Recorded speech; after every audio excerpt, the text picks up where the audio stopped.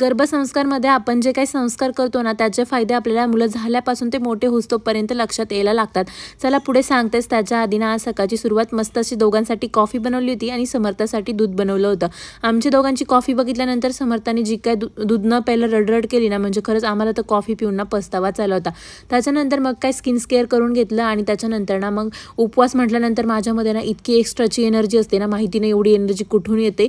मग मी प्रत्येक गुरुवारी जेव्हाही मला उपवास असतो ना, तेव्हा घरातली सगळी एक्स्ट्राची कामं ना तेव्हाच बाहेर येतात.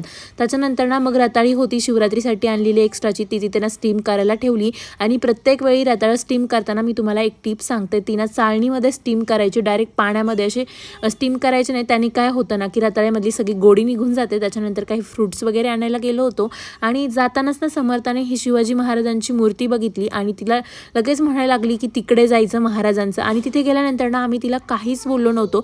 जस्ट तिला इथे सोडल्यानंतर तिने डायरेक्ट जाऊन ना महाराजांच्या ना पायावर म्हणजे डोकं टेकून नमस्कार केला. म्हणजे आम्हाला खरंच इतकं भारी वाटलं ना. म्हणजे मी प्रेग्नंट असताना ना शिवाजी महाराज आणि संभाजी महाराजांची जेवढी काही पुस्तकं होती ना तेवढी सगळी वाचली होती. म्हणजे खरंच आपण जे गर्भसंस्कार करतो ना त्याच्यानंतर मुलं त्यांच्या ते अनुकरणात आपल्याला दिसायला लागतं.